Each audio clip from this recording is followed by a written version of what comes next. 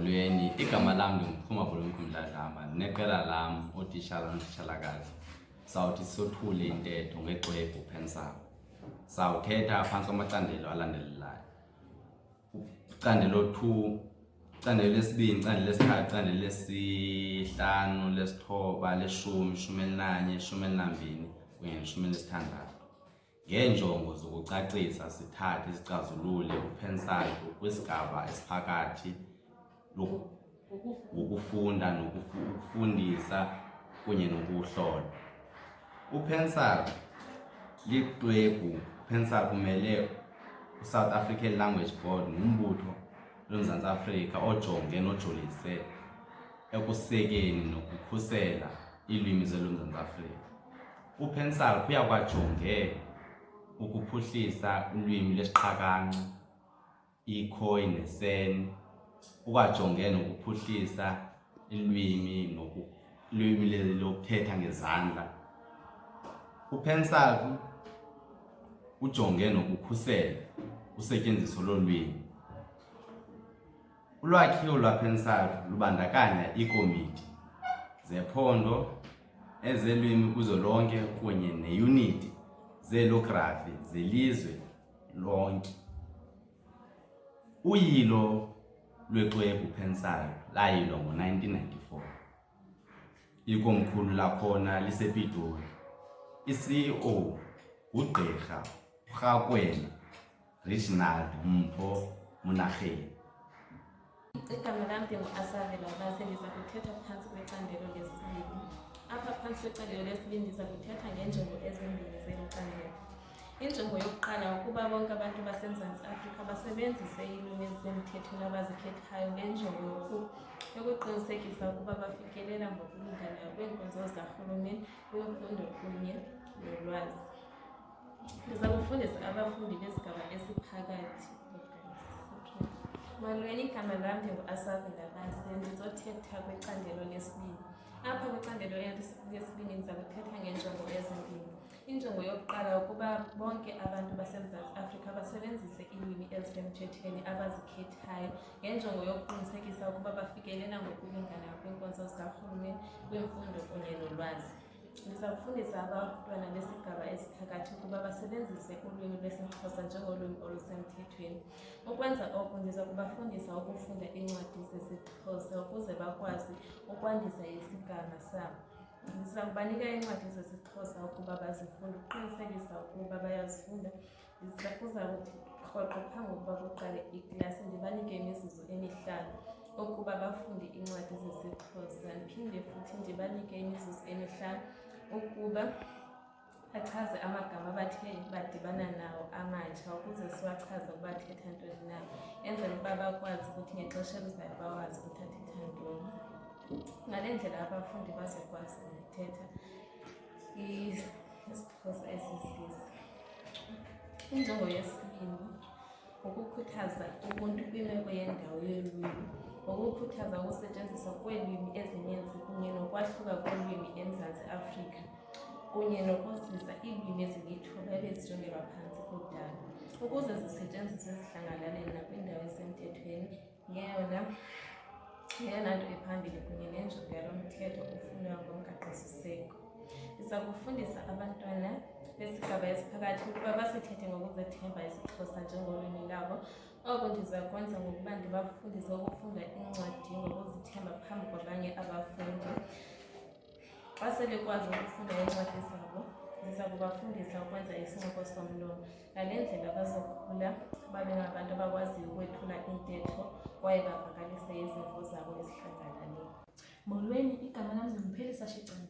Ndiza kucangcatha phantsi kwecandelo lesithathu elingemigaqo yokufunda. Imigaqo yokufunda ikhokelela kule mithetho elandelayo: ukukhuthaza nokuhlonipha ukwahluka kweelwimi kulandelwe ngokuhambelana nomgaqosiseko kunye nomthetho ofanelekileyo wamazwe. Eklasini abafundi mabavunyelwe ukuba bathethe ulwimi lwesiXhosa olusulungekileyo kwaye babhale ulwimi olwamkelekileyo kwaye bafunde ngalo. Eyesibini, ukufunda iilwimi zoMzantsi Afrika kufuneka kukhuthazwe ingakumbi ezomthonyama, indigenous languages ngelemboleko. Oku kungenzeka ngokuthi umhlohli anike abantwana ithuba lokunxibelelana nokufunda ngeelwimi ezahlukeneyo, translanguaging ngalamarhumsha. Oku kukhuthaza ukufundwa kolwimi zomthonyama. Molweni, igama lam ndingubulelwa Sikweni. Mna ndizokwenza intetho kuXwebhu Pensal kucandelo 5, umgaqo-nkqubo weelwimi.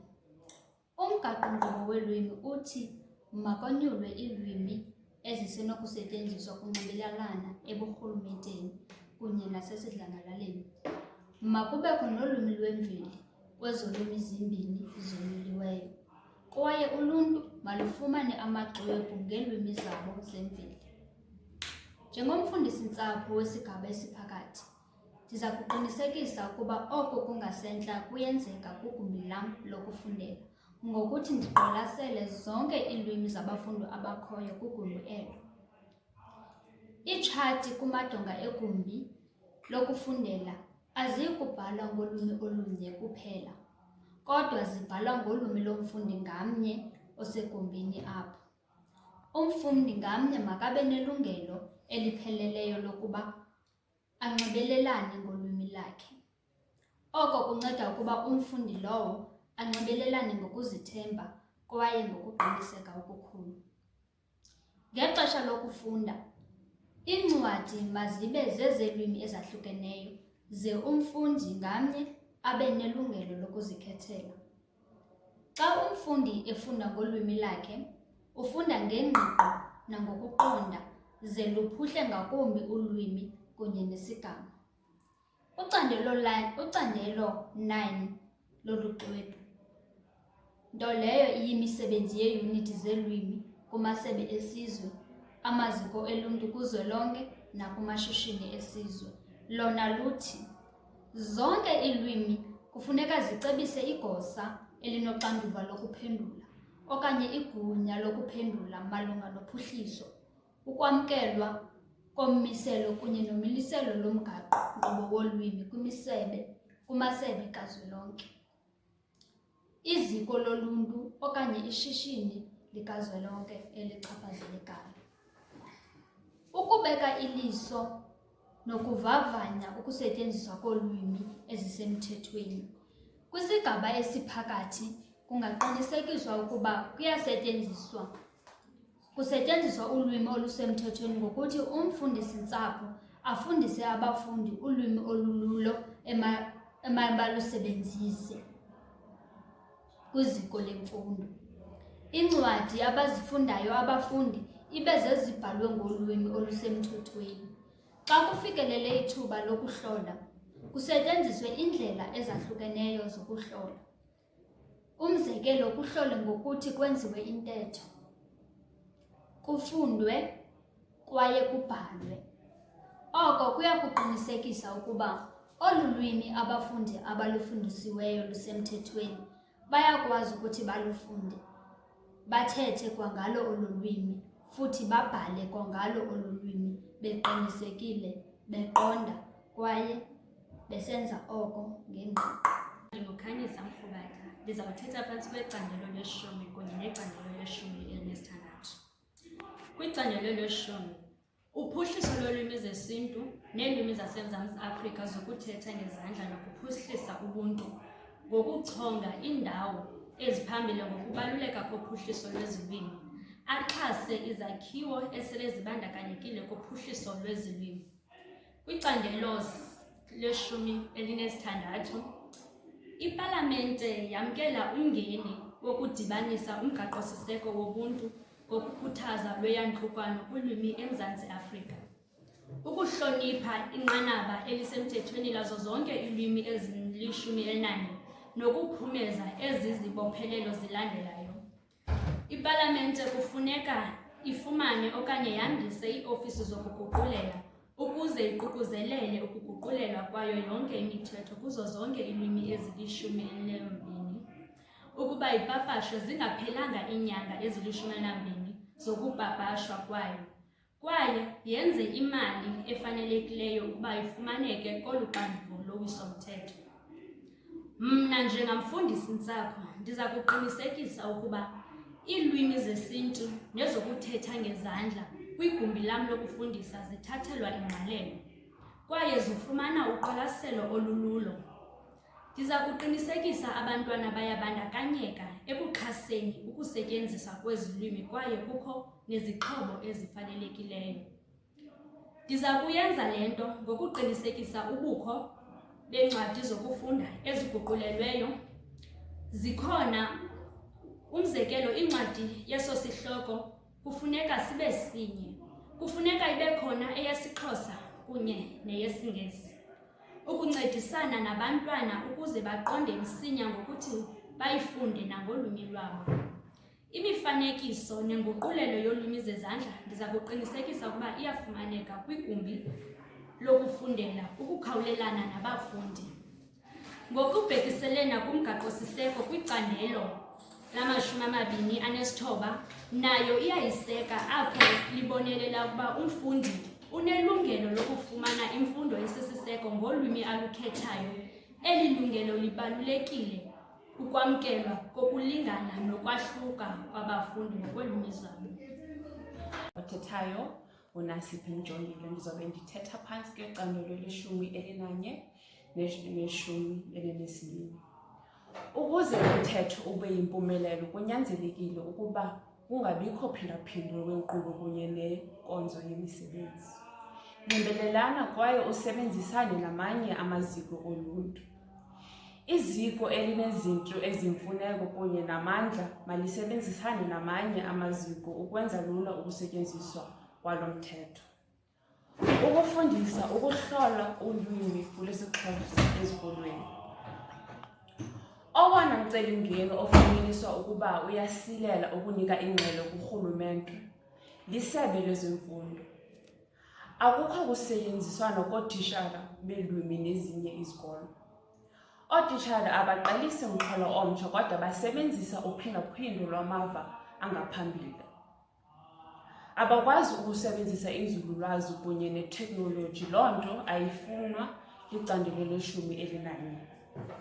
Siphila kwihlabathi eliguqukayo, nalo ulwimi luyakhula.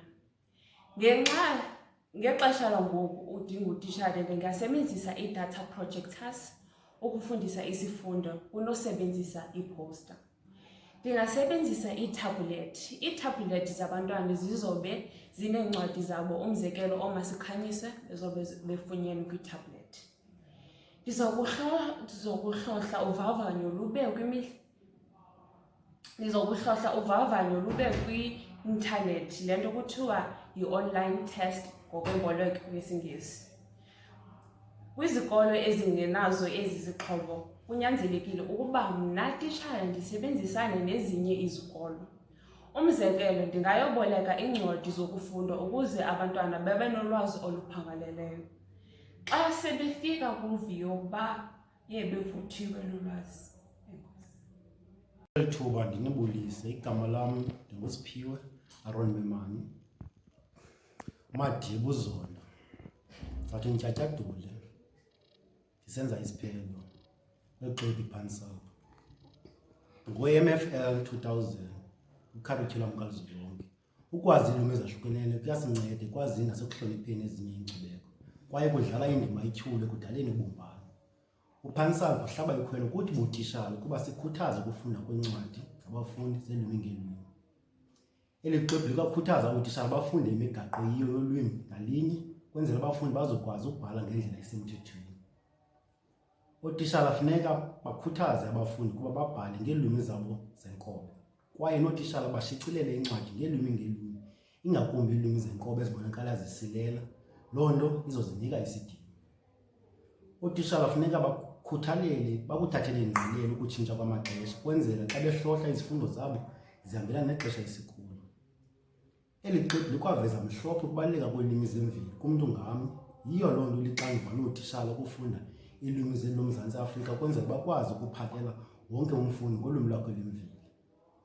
Ootitshala funeka bazinike isidima esinye zonke iilwimi xa behlohla, futhi ukufundisa ngeelwimi ezahlukeneyo kuncedisa abafundi bazi iilwimi ezininzi. Xa umfundi sazi iintlobo ngeentlobo zolwimi nendlela acinga ngayo iyakhula, abone izinto ngeliso eliqaqambileyo. UPansalp ukwakhuthaza nokwaziwa kweelwimi zezandla. Ootitshala funeka bezame kangangoko ukulufaka ulwimi kwizifundo zabo, kwenzele kungabikho namnye umfundi oshiyekayo. Ootitshala xa belilandela kakuhle olu xwebhu, abafundi baza kutsala ngaxathi linye nabo, kungekho namnye usilelayo. Amasi abekwe elangeni, bafundisi-ntsapho.